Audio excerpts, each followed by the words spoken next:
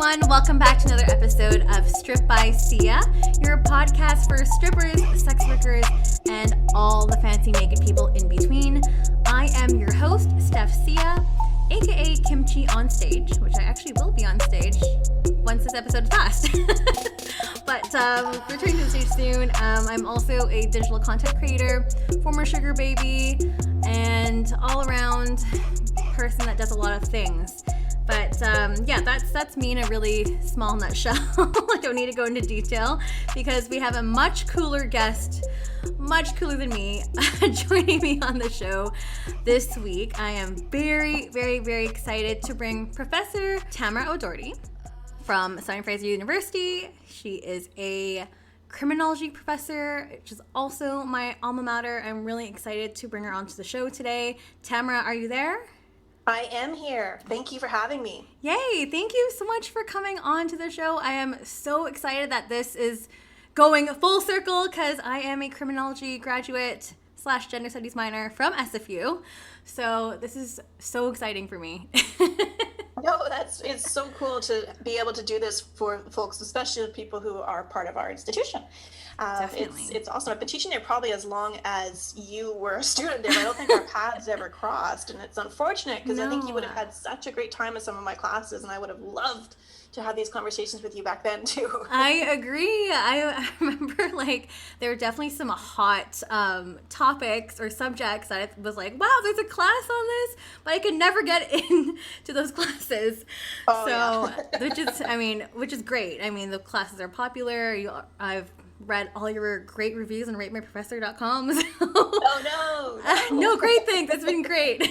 I missed out. Oh, I do my best to ignore those things. They're not so good for the ego sometimes. No.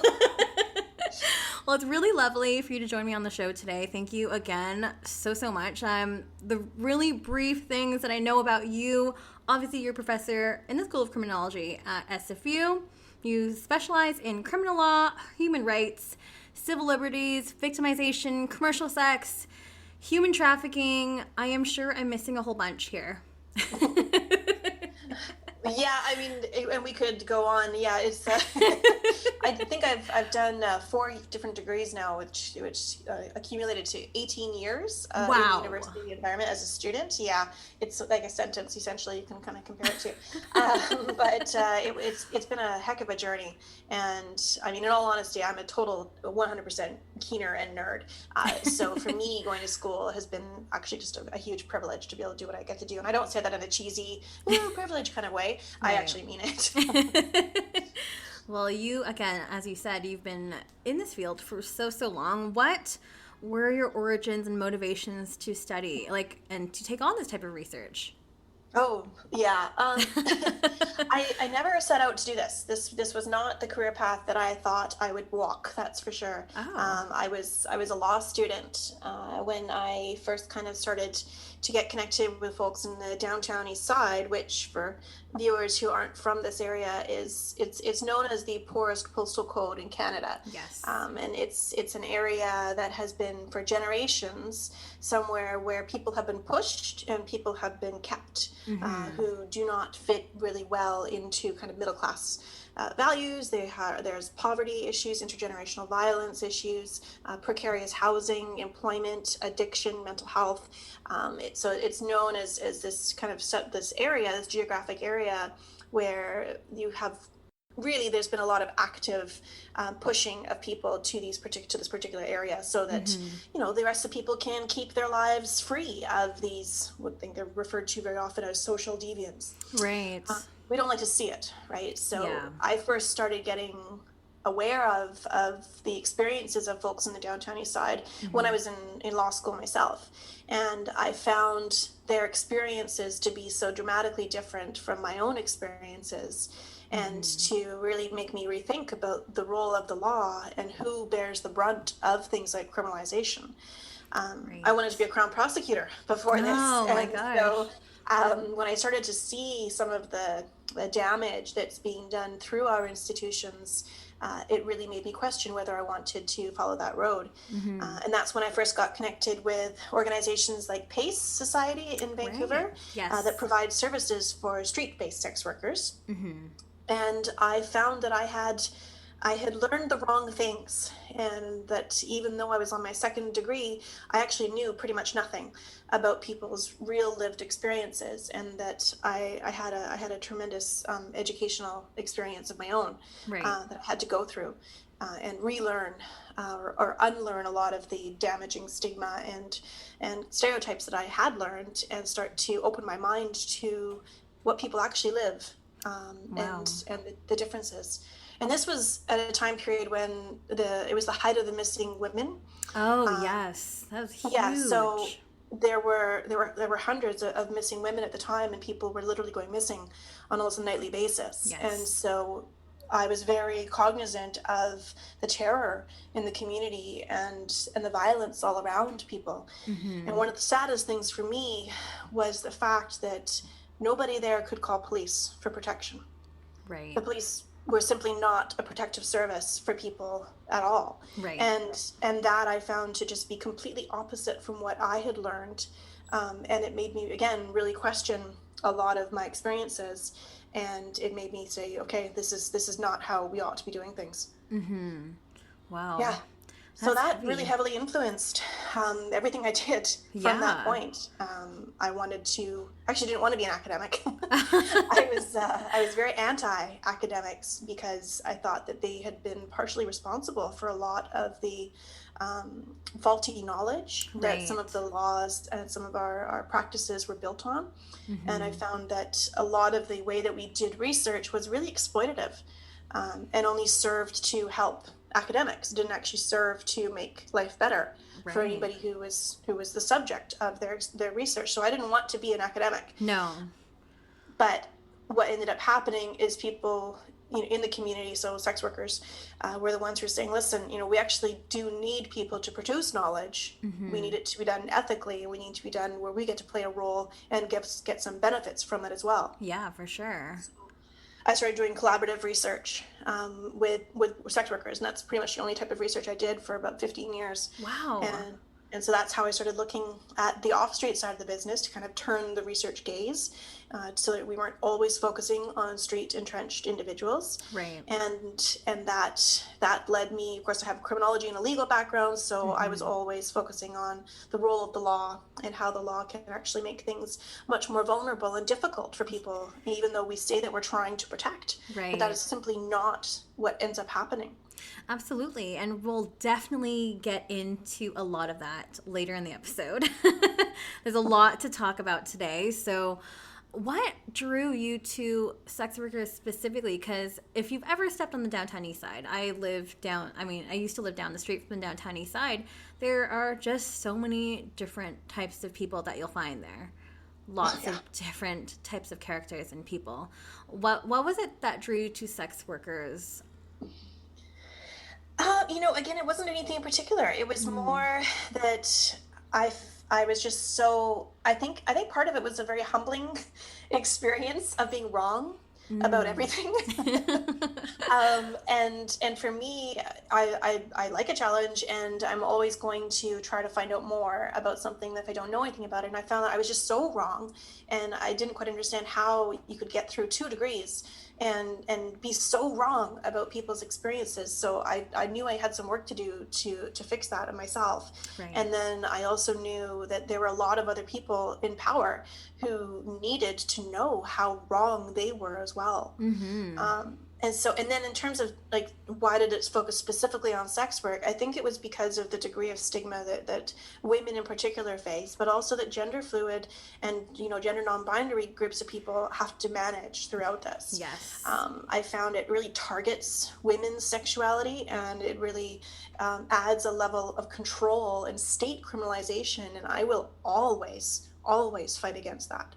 Wow. Yeah, it's some pretty powerful stuff. Like, it's just so hard to, like, even to this day, still hearing that people are getting things Yeah. wrong, because Oh, they sex sure work has are. been around forever, right? So it's like, why hasn't anything changed? Why hasn't our perceptions changed? If, the world is still moving, but it seems like our perceptions just are so conservative when it comes to that specific line of work. What do you think contributes to that?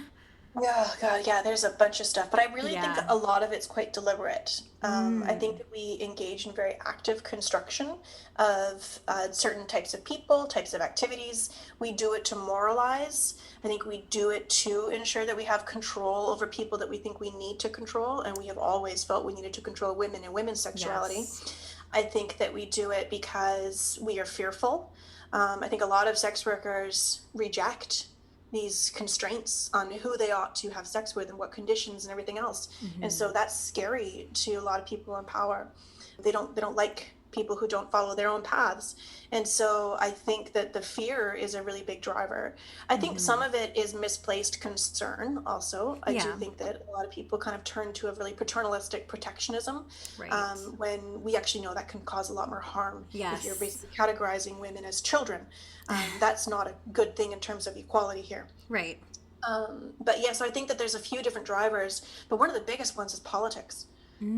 Okay. It's politics. I think a lot of people forget.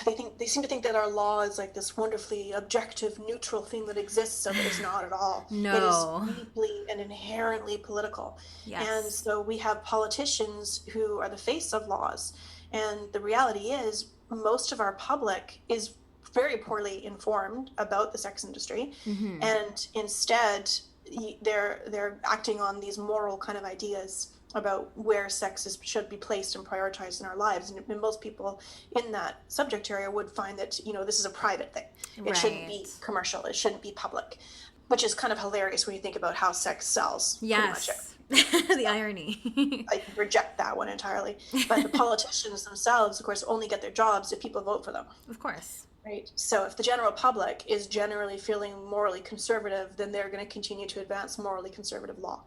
Right. Yeah. And we'll definitely talk really soon, actually, about some of the legislation that was placed in Canada, specifically Bill 36, which was put in by the Conservative government back in, I think, 2014. So, which is yes, it was. Yes.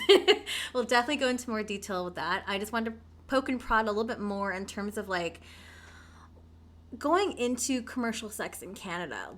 What type of role do you think that plays in society? Because as you said, sex is everywhere. Oh God, yeah, is it ever?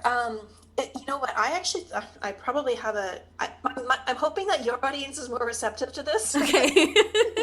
because I know a lot of other audiences, this is kind of shocking to say this, but I actually think sex contributes in so many positive ways. And I think sex workers fill really valuable roles in society. Yes. And I feel quite sad when people don't recognize the value that sex workers bring in the work they do.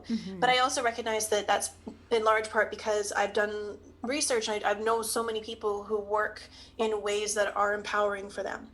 Right. So while I started doing this research, looking, from the perspective of people who were street entrenched and really constrained in their choices and control, my next research project focused on the other end of the industry. And so I've met so many amazing and remarkable individuals whose work is just such a huge contribution to other people's happiness. Yes. But just even things like, right now, touch, obviously, with COVID days, it's a little different now. Not as positively looked at. Yeah. But generally speaking, I think sex workers provide touch. And we know from psychological studies that humans do need a certain level of touch. Yes. And we acknowledge that for children, but we seem to totally let it go for adults. And I think that it's really important to do that. But they also offer intimacy.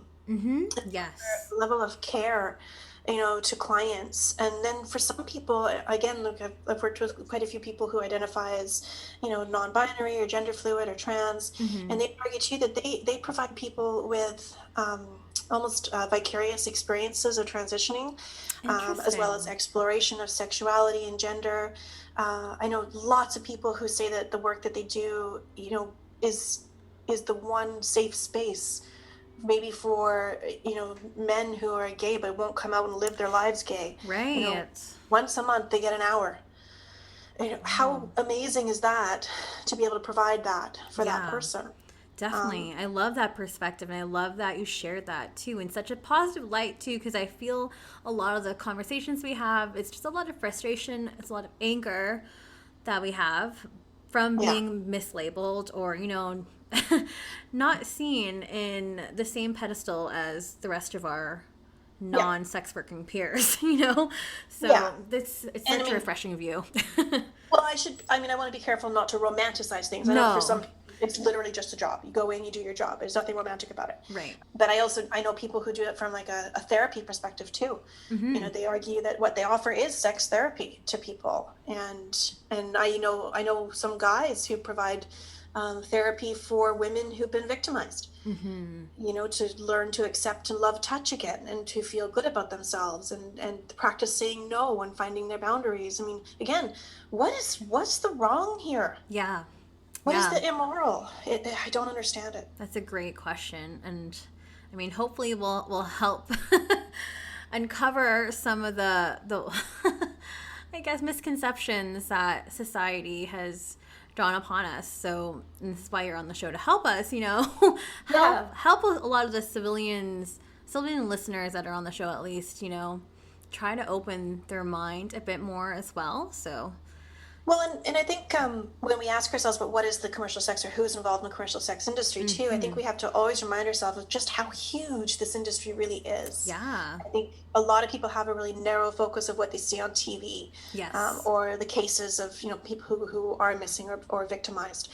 That is a segment, yes, but the industry itself covers so many different types of activities and so many different individuals. I mean, in the research that I've done, and when I look across 12 different projects internationally, the average age of people who go into the sex industry is actually in their later 30s. Oh, really? Yes, and people are usually kind of surprised hearing that it's like even in their 30s at all. Some projects are like 29, other projects are 34, 35. I spoke with, one man I'll never forget. He was 64. Wow. And he's still working in the industry. I mean, he said he had to be chemically supplemented sometimes to do some of the work that he had to do, but still, he was, 64 years old and still working. That's incredible. Yeah, we think of this as something that you age out of at 25. No, right. Certainly some industries are more focused towards younger. I think dancing in particular is one where there's definitely more of a resistance to older. But for sure. in terms of working as an independent worker, it's predominantly people who are at least over the age of 30. Why do you think that is? Like, do you think that's more because, maybe we have more experience, maybe there's more wisdom there, or maybe it's because it's something that's intentional. We have done the research. Feel more comfortable that way. Like, why do you think it is older rather than younger? I think all of the above. Yeah.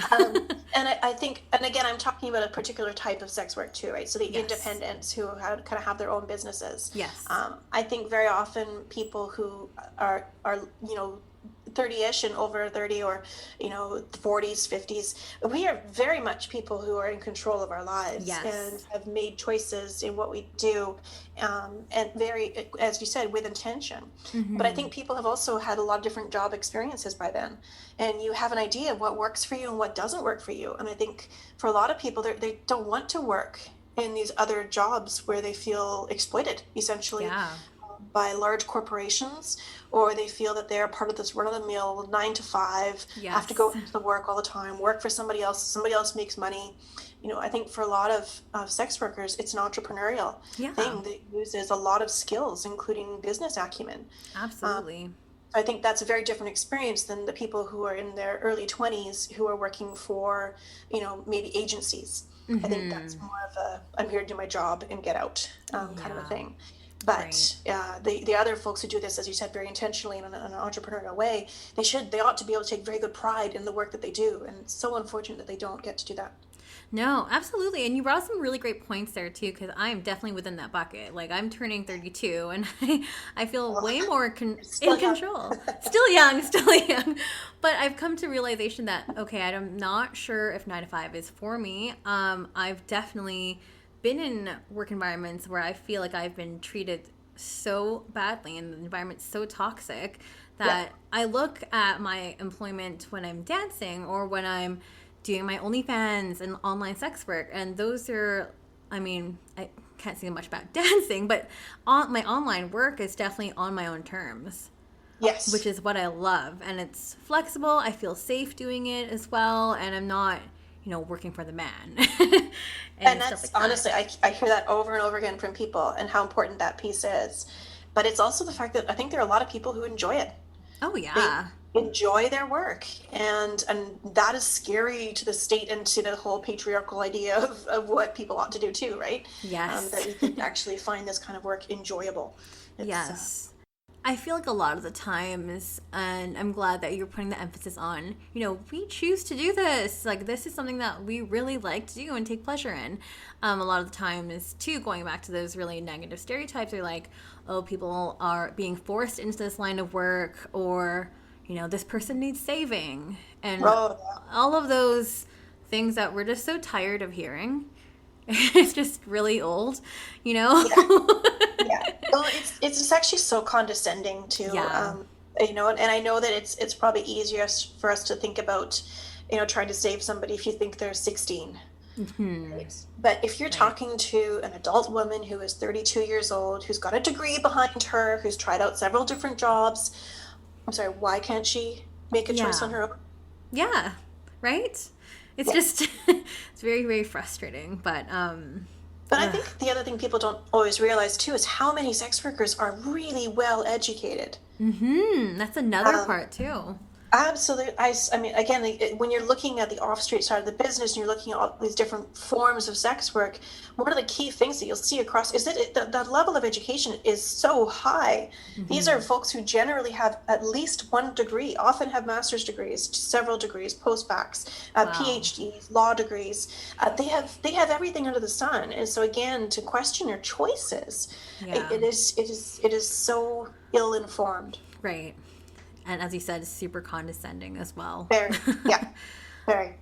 I also wanted to shift the focus, I guess, in the next bucket of information that I would love to get your opinion on.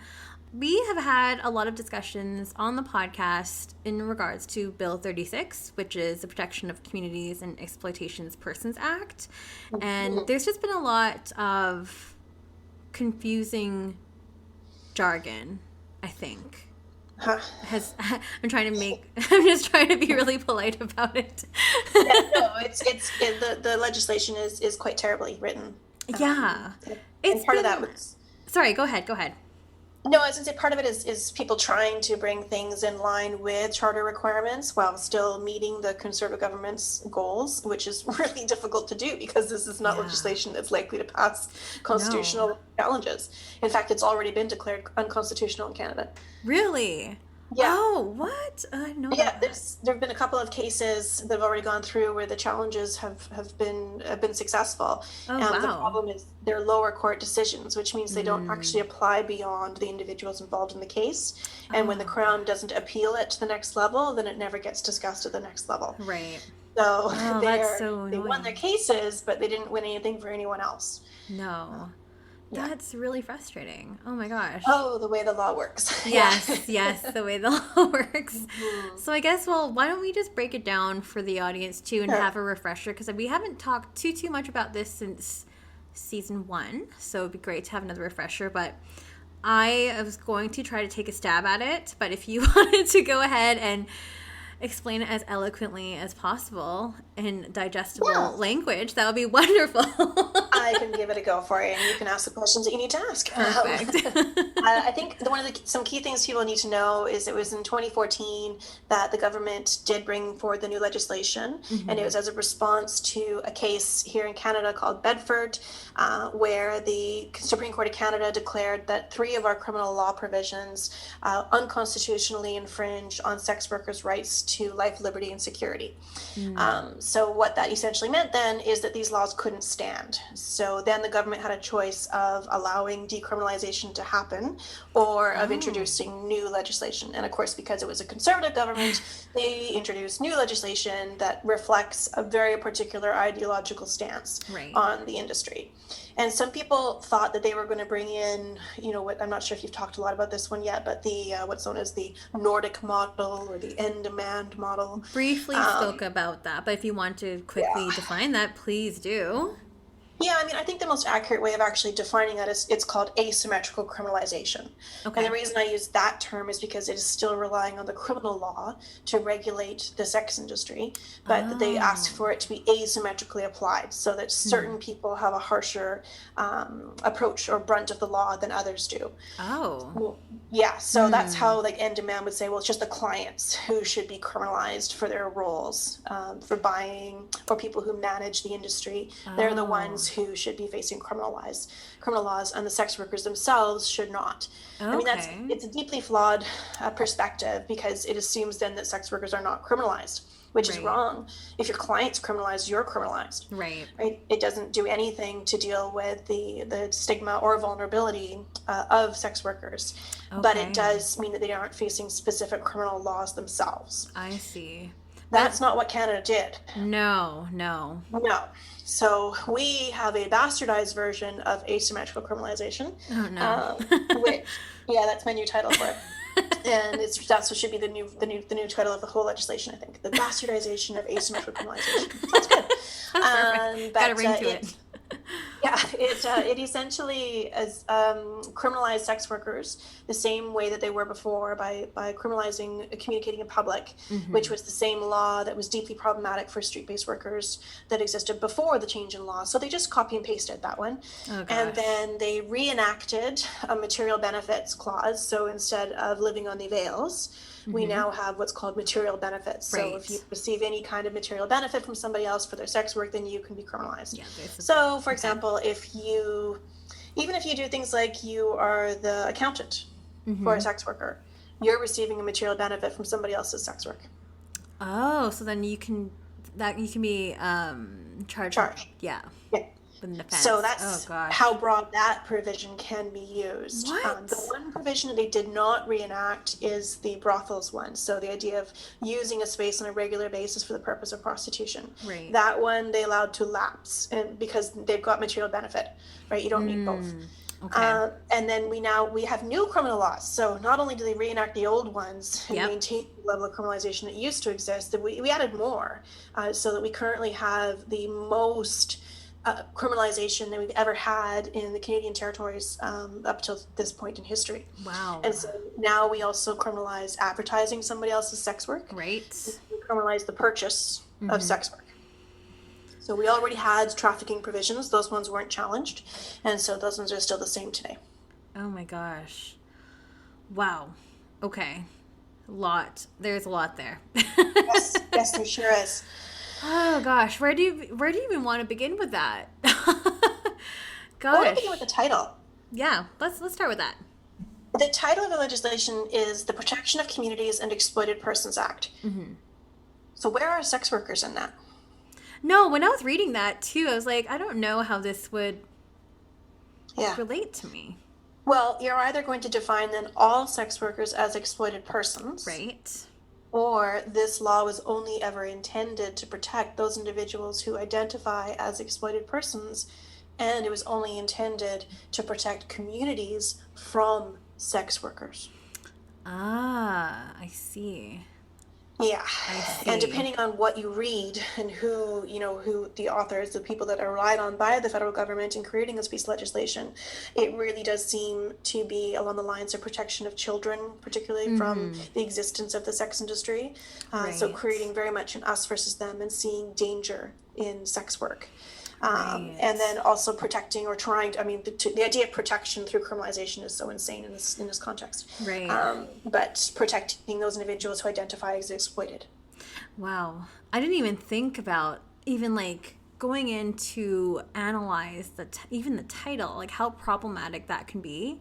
Oh, it's awful. I looked at Peter MacKay was the Justice Minister at the time when he brought this legislation, so he was really the one who spearheaded this. And in his speech to introduce the legislation, he talked about children 19 times in 20 minutes. What? 19 times in 20 minutes. And then he used trafficking 12 times in that same 20 minutes. Oh, gosh.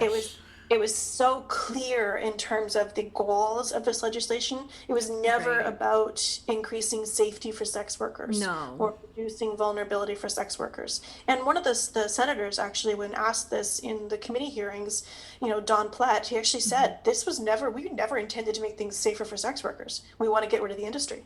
Oh my gosh. Which really means we want to get rid of sex workers. Yeah.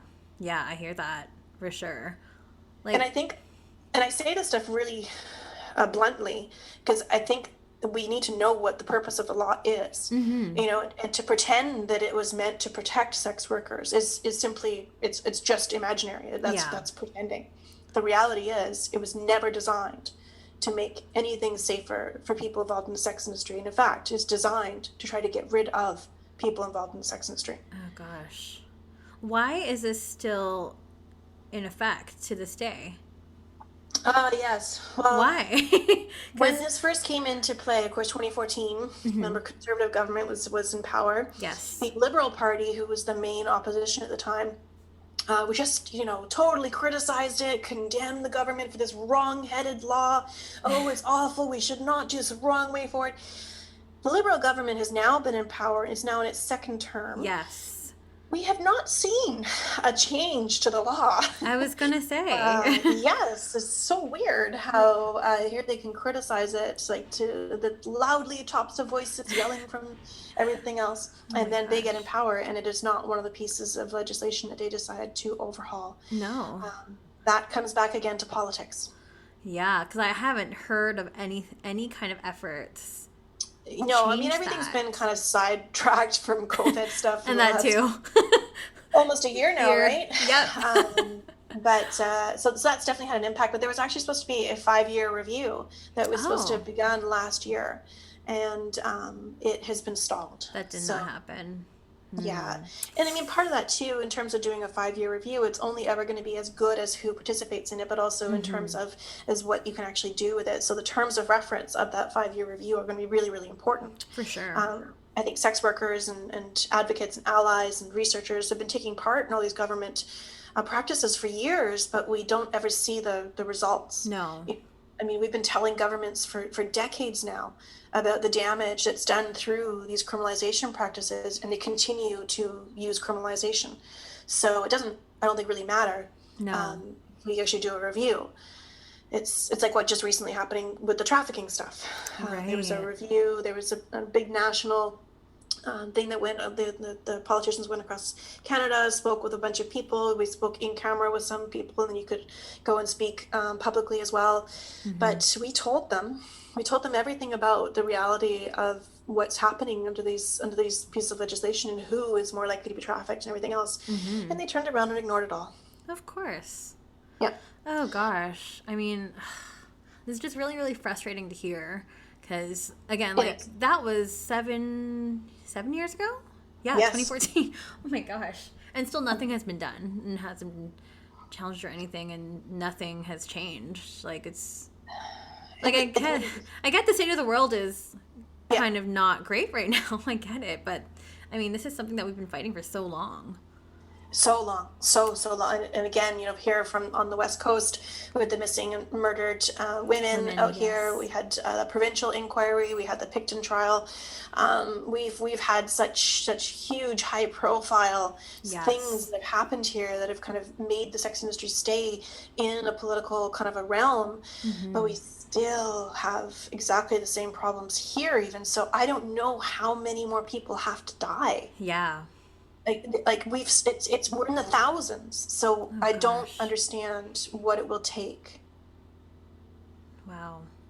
The only thing I can hope, and the reason that I do the work that I do, is that the next generation, then that's who I'm pinning all my hopes on. The next generation is going to be better educated about this stuff, and I do everything I can to make sure that happens. Yes. But I think as researchers, we've dropped the ball a bit too. We need to make sure our research is disseminated to the public in ways that people can actually understand. They're not going to read my 200-page dissertation. No. Right? I mean, I might, but...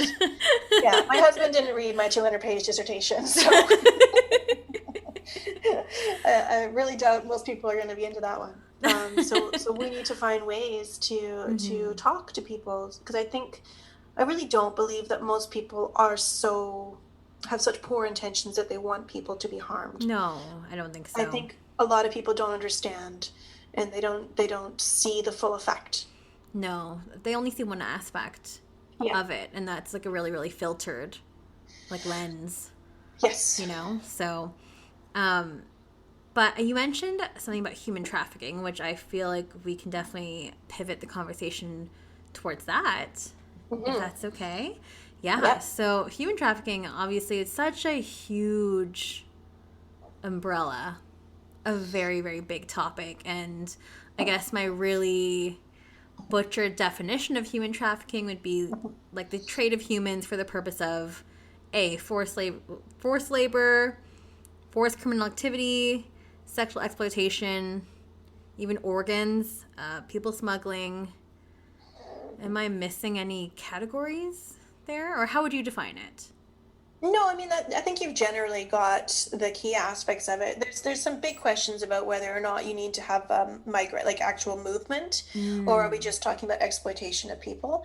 And that's been one of the debated topics internationally, as well as within each domestic country's system of law. Because, like, for example, internationally, you actually do need to have some form of movement that's happened. Interesting. And it was designed to be a part of the organized crime protocol. Right. But domestically, we do not need to show any form of movement of people. So it's just the idea of exploiting another person in some capacity. Interesting. Okay.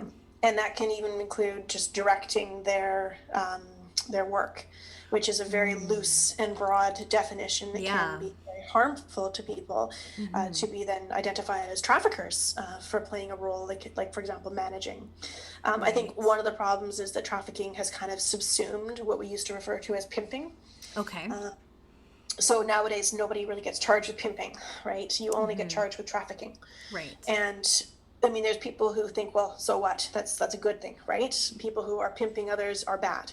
Okay. Well, that depends on if you have somebody who has consented to that relationship or not, right? There are a lot of people who work as agents for others. You know, if you think about in the sporting realm, if you think about in the acting or modeling, there are people who work as agents. They set up their gigs, they take a big percentage, they profit off the other person's labor. Right, well, yeah. In the sex industry. Never thought of it that way, but that makes sense. Yeah, for sure. So the job itself of being an agent shouldn't be, and it's not actually considered a bad job in any other realm. It's just in the context of the sex industry that's considered evil in some way. Okay. So I think one of the problems with the law is that we haven't necessarily named what we think is so bad. Right? Is it violence? In which case, we actually have so many different provisions in the criminal code that address violence. You know, is it coercion? Is it that somebody is getting forced to do something else? Again, that would be an assault type provision, or some kind of another, like a form of exploitation if there is that. But to make the assumption that anybody who is profiting off of somebody else's sex work is evil, or you know, doing so to exploit them. Well, in that case, isn't every corporation exploiting its workers? Right. Yeah. Right. Interesting. Yeah. So it's hard to define trafficking because our legislation is not clear, and our legislation, the way it's actually put in place, is very different from how it's applied to individuals, and then who it gets applied to is very different as well. Oh. Yeah. Can you elaborate on that? Oh yeah, I sure can. When we start looking at the enforcement of the law, it's horrible. Some of the stuff I have to research, it just makes me so sad about where we are in the state of humanity. But we see that there's a huge, much more negative impact on racialized people when it comes to trafficking in particular, and certainly Black men in particular, but also men who have, and again, this sounds so ridiculous, but this is the way that we work in Canada, names that sound Muslim. It sounds so ridiculous. Gosh. We don't collect data on race here, right? No. Oh no. Oh yeah, no, we're just completely ignore, and we pretend it doesn't exist as a problem, right? Oh my God. Oh, we don't see race. It's so ridiculous. But it is almost a legal philosophy here.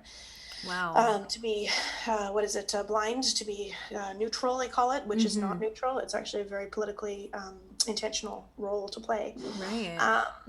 But yeah, so we see that, and this is, I think, some scholars in the US also have said that the trafficking whole agenda is actually just a way of increasing Black criminalization in particular, using harsher sentences for the same kind of behavior that we were apparently concerned about before, but now we just have the ability to detain people and criminalize them for longer periods of time and with more serious offenses. So they're also then dealing with any deportation if they have migration status issues as well. Oh my gosh. Oh yeah. Jeez. Yeah. And that's without proving that any violence has happened. Oh my gosh. No. I'm floored right now. Yeah, and as I said, it's sad to even have to report on some of this stuff, but these are people's realities, and to not know, I think, is also a form of intentional ignorance and really, really harmful too. I think when we look again at trafficking and like reporting and implementation, we should also look at how things are reported and how we talk about it. I mean, we know that the police, Canada again, and I say this about Canada because obviously I focus all stuff on Canada, but any country has exactly the same problems. Right. But the way that we used to report our trafficking was we would use this large category called, trafficking and trafficking related offenses. What? A trafficking offense can involve anything under the sun. What? And so we lumped it all into one category to say that the police were doing all this work prosecuting these cases, and so yay, Canada. Oh dear. But the reality is twofold on this. First of all, almost all those charges were trafficking related. They weren't trafficking. But second of all, they were charges and not convictions. Big difference. Big difference. Right? You reflecting back on your old criminology degree here? Yeah. Oh gosh. Like 10 years ago. I mean, that means that the evidence wasn't necessarily there for the trafficking charges. How can we then present ourselves as if these are trafficking convictions when we know very well that these were not convictions? Right.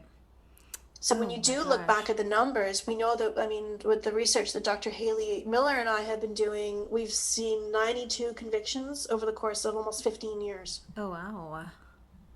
92. That's crazy. Across the whole country. I feel that is such a small number. It is a very small number. I expected something much larger than that.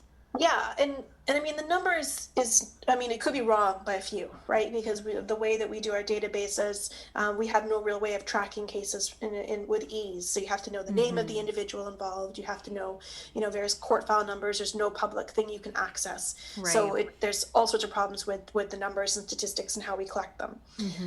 But it should be an indication when we say that we have 1,100 people who were charged over the same time, and only 92 of those were actually proceeding to conviction. That's really surprising. Yes, indeed it is. Really surprising. Really dig back through Canada's numbers. I mean, one of the first things we found out, which just floored me, and I thought I couldn't be floored anymore. But we looked back and we saw these convictions that were reported to the UN from 1997, 1998, this time. So I was like, well, that's really strange. Canada didn't actually have a trafficking law until 2005. Oh. How did we have convictions in 1997, 1998? Right. What were those classified under then? Well, they were just convictions relating to the sex industry. But what the government did is it asked the people working for the Department of Justice to look back through a bunch of files and say which ones looked like situations of trafficking. And that's what they reported. Oh my gosh. So our first 7 things that were in the UNODC were not actual cases where there was a trafficking conviction. No. Oh gosh. So, man. I think this stuff is important for people to know so that they question numbers. Yeah. Right? So that anytime you see any number in any media report, they stop and go, hang on. I'm going to stop. I'm not going to believe that one until either I do my research myself or I look to see exactly what was the number, why it was there. It doesn't mean trafficking never happens.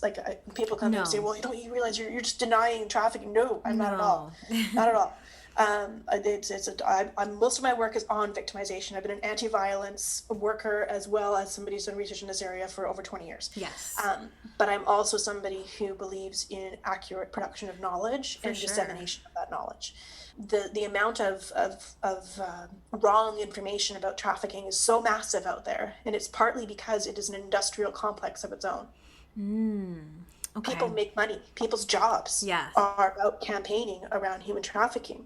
It's a huge money maker for churches, for all these different organizations who are doing anti-trafficking work, for governments, for police. They get more funding if they can show that they're doing work in human trafficking.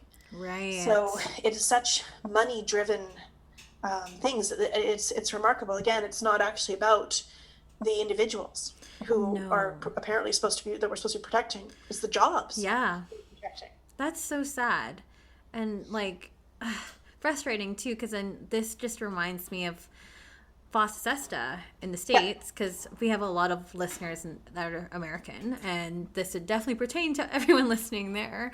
But again, sex workers get jumbled up with that whole legislation that was put in aims to protect children. Yeah. Right? Supposedly. Supposedly, but again, it just causes sex workers to go down this deep, dark hole that isn't regulated, isn't protected, take more risks that way. And it's just really disappointing to hear. And again, that was put in place by the conservative government, Trump. So... Well, the origins of that, they'll go back to Bush. Oh, okay. Oh, yeah, wow. Yeah. And in particular, some of his work also, deeply in bed, which is so ironic to see people like George Bush in bed with the radical feminist group. When did you ever think that would happen? Well, ta-da, found it. And I mean, maybe they should take a look at, who your bedfellows are and see whether or not that's the right path you want to be on. Right. But this stuff was rooted in his legislation that started when they said that no organization could also be a sex workers' rights organization. You had to be anti-trafficking to receive funding. Wow. Yeah. Really? So that started at that point. And this is one of the pieces that builds on that. Canada has the same basic stuff, right? Our advertising legislation is essentially the same as FESTA, SOSTA. Right. Yeah. So lots of similarities there. Yeah. But again, is anything happening in order to eliminate FESTA, SOSTA?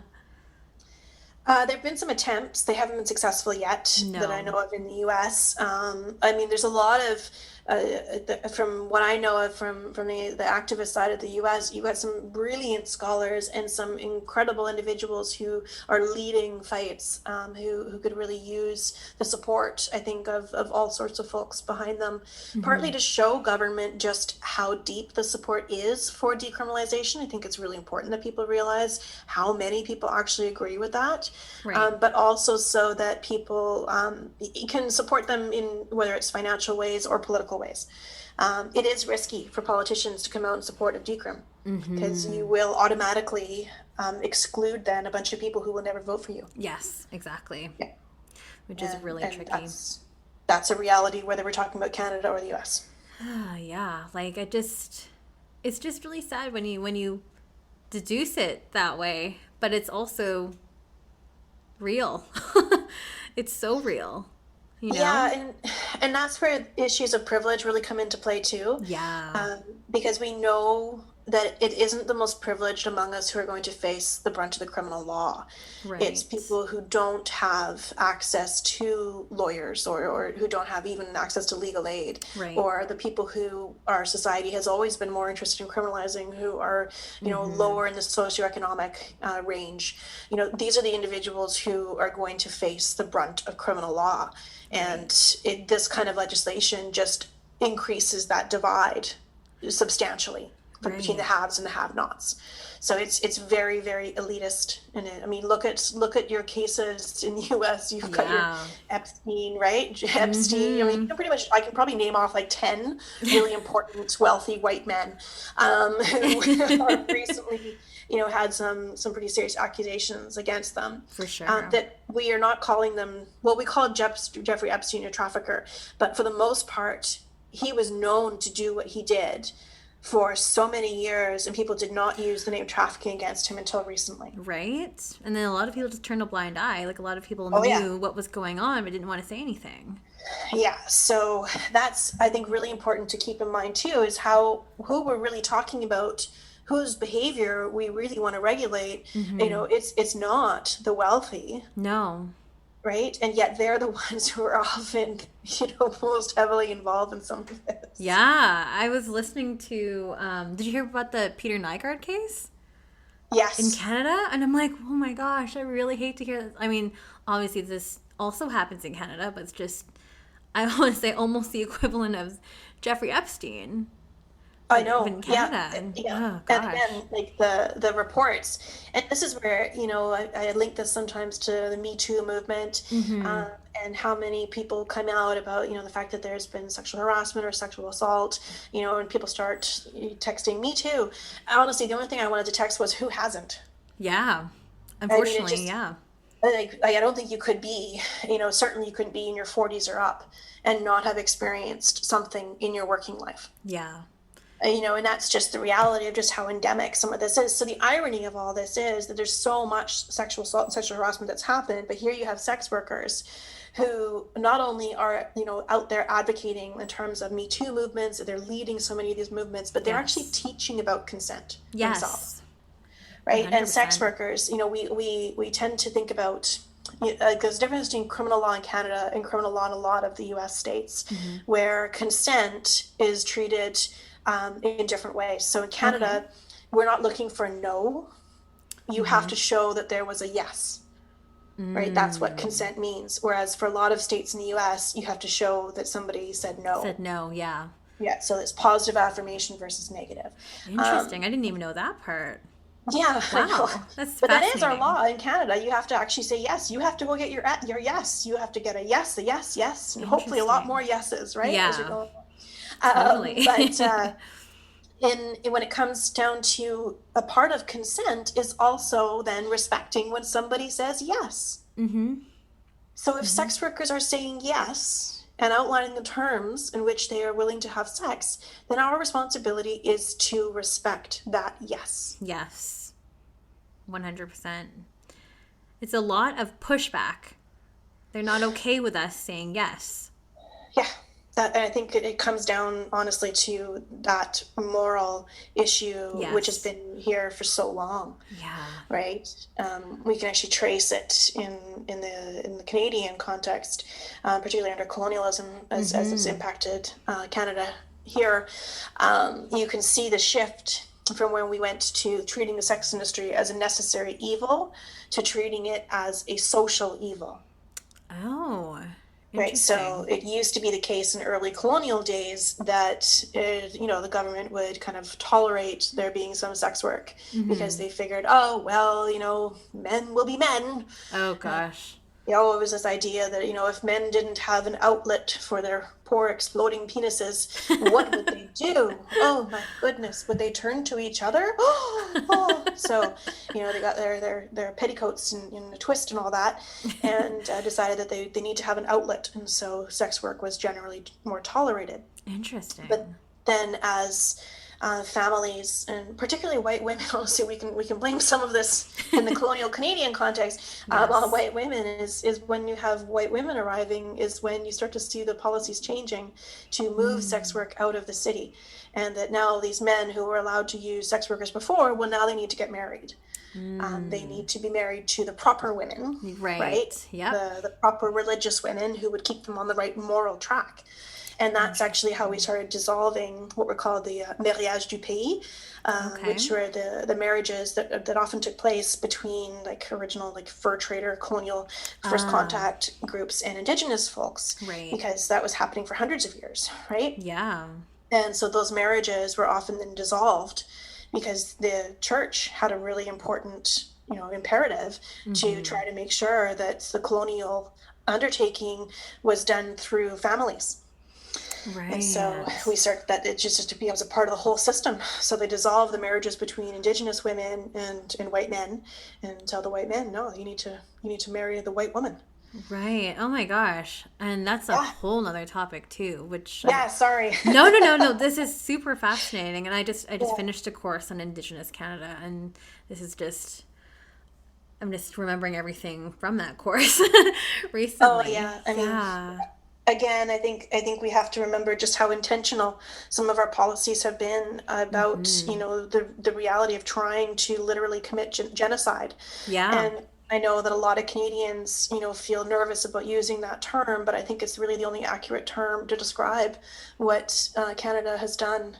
Yeah. And that's Um, like, if you wanted to hear more on Indigenous peoples in Canada, then definitely, and Indigenous sex workers even, then mhm. you guys want to listen to the Indigenous episode with Lynx Chase, which is a few episodes back. So go Yes, backwards, people. yes, that's right. Yeah. Oh, gosh, I feel like I feel surprised by a lot of the findings that you shared today. And it also sounds like you're continuously Oh, yeah. surprised.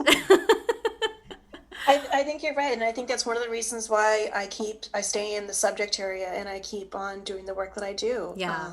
It's not that I believe I'm necessarily going to be like the change maker. It's that, first of all, this just can't be how we Yeah. continue. When you hold this knowledge, I feel that you also hold a responsibility to do something with it. Yes. And so I couldn't just take the knowledge and sit on it. It's just that's not in me. No. But I also feel that there are so many other people who, if they knew all this, then they too would want to act. Mm-hmm. Yeah, absolutely. I mean, hopefully the students that you're teaching in your class will be the next wave of change makers. That's what I hope. That's That's what the I do. hope. I do. Yeah. Right? And even something as simple as this podcast too, because I had no intentions. Like, I didn't know how far this was going to go. I am surprised that Yeah. I'm on season 2. But people are like, keep recording during COVID. I'm like, sure. And I just feel like there are so many stories to tell and to share, and experiences that we need to hear. And I feel like education is just so powerful, you know. I would totally agree. Given my line Yeah. of work, I guess I kind of have to. I've drunk that Kool-Aid, right? Yeah, no, I totally agree. And it's the thing about the layers and the diversity. I mean, I think a podcast like this, there are so many different ways of looking and thinking, but also different ways of working and different ways of experiencing. And Definitely. different perspectives within that. That's probably been one of the biggest takeaways for me, is that it's so hard to generalize. It is I have people so all the hard. time who want me just to make things simple and say it in like 3 sentences. And I'm like, I'm going to need a lot more than that. Yeah. It's really Give me hard. 13 weeks and 3 hours a week. I might get close by then.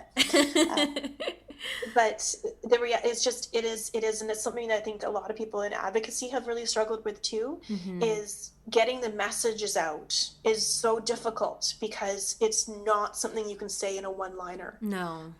Whereas end demand, well, there you go, it's 2 words. Yeah. Right? Yeah. And it's as simple as that for a lot of people. And so it's really hard in terms of messaging to make it concise and digestible while actually accurately representing. Yeah, that's another good part of it as well, because again, like, and that's why I have so many episodes. Yes, absolutely. Because it's hard to jumble up into one episode. And even I the whole like idea for the show would be like, okay, hour-long episodes, and we'll talk about a couple things, and then you just keep digging and digging and just realize how vast Yes. this industry is. And no 2 episodes are the same. I have not repeated any topics yet, so No, not at all. And that's one of the beautiful things about all of this too. And I think that's actually one of the reasons so many sex workers do find their work to be so fulfilling. One so many workers who say things like every day is different and I'm still Yeah. experiencing new things, and they're in their 40s and 50s and have been doing it for 20 years. And so it's the kind of work I think that for people who are looking for that diversity of clientele and of experience, I think it can really fulfill that for some people. Absolutely, for sure. There are just a few questions that came in. Sure. So we'll try to see if we can answer it to the best of your ability. If not, we can skip. Up to you, but let's see. Let's just go for it. Yep. In your findings, what was the most common way that victims were trafficked? If you can answer that. Well, most common is tough for me because like by numbers or Yeah, I mean, this person didn't specify, but it's really up to you how you want to answer one of it. the biggest cases in the Canadian history is to do with labor trafficking. Labor trafficking. And actually that's what we see across the board, even internationally, is labor trafficking actually is far more significant than sex industry trafficking, even though all these anti-trafficking campaigns will tell you differently. Yes.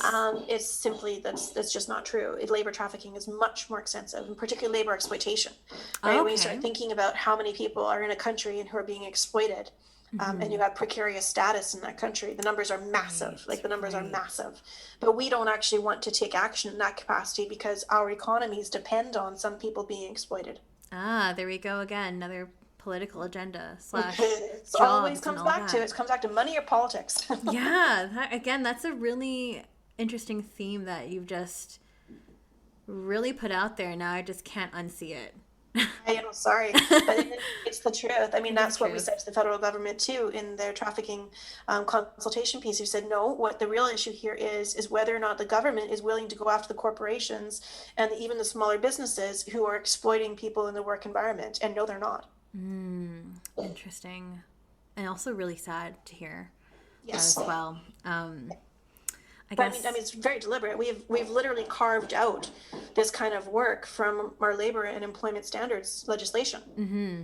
Right. So even if you're talking about, it used to be the case for nannies, right? That they literally didn't, the working legislation didn't apply. We said they were an exception to. Same thing with people who pick berries and do various kinds of seasonal work. Right. So that they cannot get the same work rights as Canadians get, because of course they are seasonal workers and the law literally doesn't even apply to them. Doesn't apply to them. Oh gosh, I never thought about that. Yeah, probably not the answer that your questioner was asking for. No, that's okay. It's a great answer. Again, I'm learning something new. So if I'm learning something new, then someone else will be learning something new as well. Can you answer this one? Do you happen to know the province with the highest rate of human trafficking? Well, that depends on the type. Yes, I do. Type, but right? it's more about the highest rate of police action. Oh. It's not necessarily the highest rate of human trafficking itself. Okay. So the province that has the highest resources to prosecute and to investigate, and the province that actually does the most investigations, because they do a lot of sting operations, is Ontario. Oh, okay. I had a feeling. I was like, probably going to be Ontario. I was placing my BC bets has on very that one. few. BC really doesn't do a whole lot. No. Quebec does some, Manitoba does some, Alberta went a little nuts a couple of years ago. But Alberta's actually changed a lot of their focus to labor. Oh, interesting. I had no idea about this kind of stuff. Yeah, and again, just because police are looking for it doesn't mean that it's actually happening differently across the country. Right. It could be happening at very similar levels. It's just that the police actual resources to go out and investigate and the political will to go out and investigate are different. Right. Again, going back to that overarching theme. Yeah, the other part that's important too is the fact that here in BC we have fractured policing, right? So we have RCMP that have contracts over some areas, and then we have municipal policing in other areas. So there will be different enforcement patterns in each of those areas, whereas Ontario is one provincial police unit. Okay, gotcha. That makes sense. I know you kind of touched on this a little bit earlier, but what groups are the most vulnerable when it comes to human trafficking? Definitely definitely youth. Youth are significantly more vulnerable, but that's partly inherent to youth itself. Yeah. And by youth, I mean teenagers. But certainly, you could have youth up to the age of 25, like some provincial numbers include. But again, it depends on what kind of human trafficking we're talking about. I'm assuming everybody assumes that all human trafficking is sex related. Right. And so there, yes, youth is a big one. But in terms of labor trafficking, it isn't youth. Actually, there isn't a specific age. It's just whoever, is in desperate enough circumstances who they can be exploited. Yeah. Right. So that can sometimes be quite a bit older. So your group there may be 30s to 40s of people who have no other choices. Wow. Right. So it depends on the type of trafficking that we're talking about. Yeah. Can you, again, this is random, and this is just me being selfish, but going back into labor trafficking and labor exploitation, is that, and talking specifically here in BC and how that would go with the Employment Standards Act, what would that be defined as? It's such a broad, labor in general is just such a broad thing, right? So what does it take to get to level of exploitation? Yeah. Yeah, it's a good question, and we see quite variant cases. If you're talking about the basic human rights legislation, nobody is supposed to feel any kind of harassment, right, in the context of their work. But I know that for a lot of women who do work in different labor environments who are dealing with precarious status or who are migrants, harassment happens on a pretty regular basis. There have been a few really big cases, actually, where they've been able to sue other employers, and actually they've been successful under human rights legislation. So that's been one positive. But that's because human rights legislation doesn't exclude people on the basis of their status, whereas employment legislation does. So it's a weird, this is the way, again, things about the law is you have to know how the law is limited in order to know how it applies.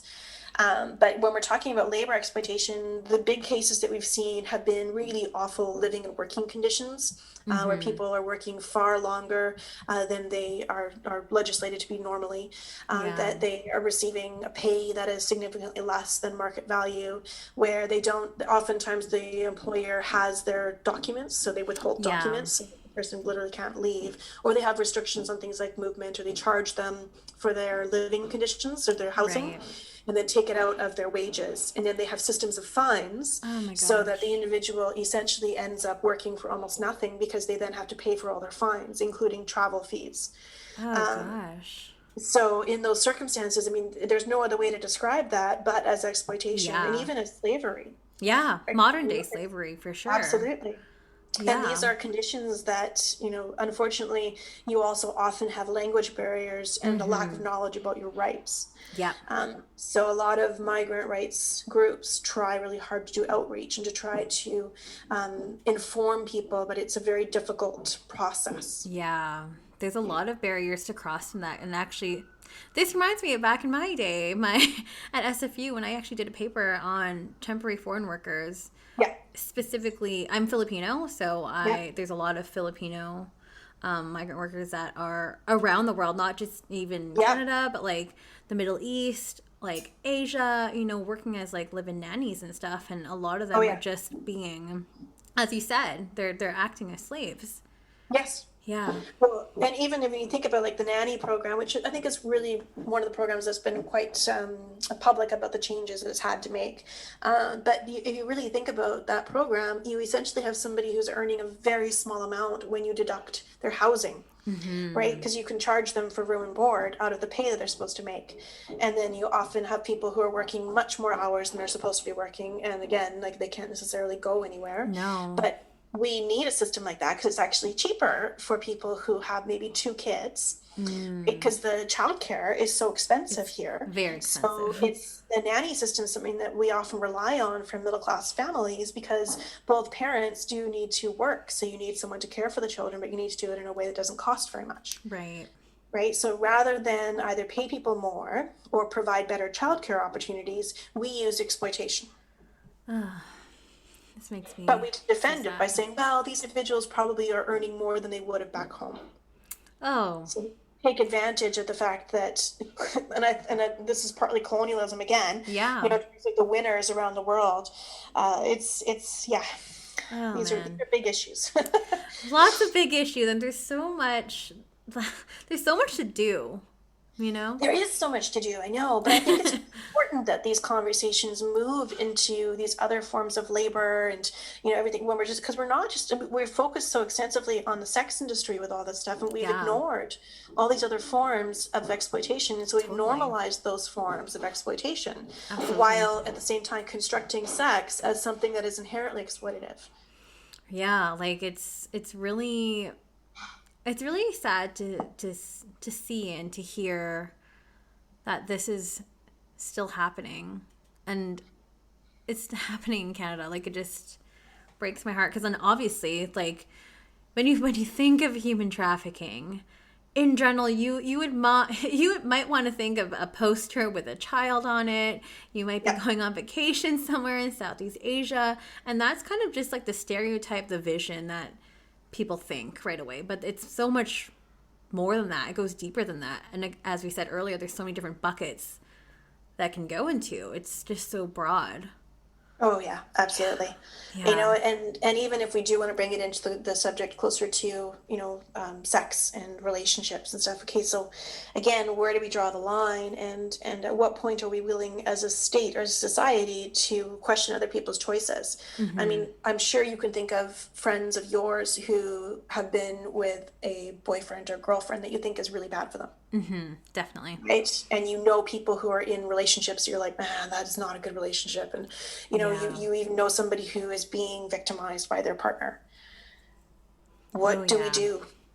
What is the state role here? Should we actively then remove one person? Should we tell people that we don't think they should do that because we think it's bad for them? Right. And the same kind of thing then can apply for the sex industry. Right. That's true. It goes both ways too, because the thing is, like, do you intervene? Yes. Should you intervene? How does this benefit them? Yes. In BC, Crown Council policy used to be that and it was always very gender binary, woman gets victimized by male aggressor. Right. But the policy was that if you did have a case, then you would prosecute whether or not the woman wanted the case to go forward. Mm-hmm. And that you would even charge her with perjury or threaten to take her kids if she's in an unsafe environment, to try to force things along, because the idea was that the state, knows that this is a bad situation, so we're going to try to end it. Oh my gosh. So what do you end up with here, right? Are criminalized women and families fractured. Yeah. Right? And then you end up with people who don't want to come forward. Yeah. Who don't call police when there is violence that happened. Right. So Crown Council ended up revoking that policy and amending it to a much more trauma-informed perspective to bring to the table. Wow. But it's a hard one. It's a really tough one, because your first instinct, I think, is to say, well, it's bad, right? We should prosecute this person. Like, obviously, if you're not willing to testify against somebody who's been violent to you, it's because you're fearful still of that person. Right. Right. So we as the state then should take that role and just go ahead and ram forward. But when we start thinking about the damage that's done through that method, we have to really ask yourself if it is actually worth it, and what is the end goal here? Right. Right. Is the end goal that somebody is living in a peaceful environment? Like we never ask ourselves that question of what is our end goal? Right. Oh gosh, there's so many things I need to think about after we stop recording. Yes. My gosh, I feel like I'm taking your class right now. Like, this is great. This is awesome. I know. Sorry. Yeah, I can, as I said, I can talk about any one of the stuff for hours. Oh no, it's excellent. And I am really hoping that the audience is going to enjoy this and is learning as much as I am right now. But that's it for questions today. But I would love, obviously people can take your class at SFU, but do you have any particular resources or websites where you can direct people to learn more about topics that we've discussed today? Oh, absolutely. And my stuff is out there. People can find it if they want to. But I think it's more important that people look to the agencies and the organizations that are sex worker led and that are the ones who are producing some really excellent critiques of our systems. So particularly in the Canadian context, go and support organizations like SWAN Vancouver Society, or Butterfly out of Toronto, Maggie's and Stella, Pace, Peers, Wish, all of these organizations that exist that provide services in the Canadian context anyway, for sex workers, and that are really doing this in a way that it keeps sex workers in control of the organizations. It's not people outside telling people what they need. It's recognizing sex workers are fully capable of identifying and fighting for their own needs. They need the rest of us to get out of their way. Yeah, definitely. And I'm so familiar with like a number of organizations that you mentioned, but I'll definitely be sure to plug all the links in the show notes so you guys can go ahead and click on that and learn. Yes, and familiarize yourself. Yeah, exactly. But I mean, Tamara, it was so nice to have you on the show. Thank you so much for chatting with me. I really am envious that I never got to take your class back in my undergrad days. No, it's a privilege for me too, to just be able to feel like I'm trying to disseminate all of the stuff that I've been learning and holding on to, and I feel like I'm really privileged in knowing that stuff. And I really do firmly believe that the more other people learn this, we'll have more allies. Absolutely. So thank you for the opportunity. Anytime. It's my pleasure. It's so cool to have you on. And again, to support SFU as well, which I'm like super proud about. But it's Strip by Sia on Instagram, or my personal Sia Steph. And it's new episodes every single Sunday. So don't forget to like, rate, share, review maybe, and maybe subscribe. That would be great. And we'll catch everyone in for another episode next week. Thanks, Tamara. Thanks. Bye. Bye.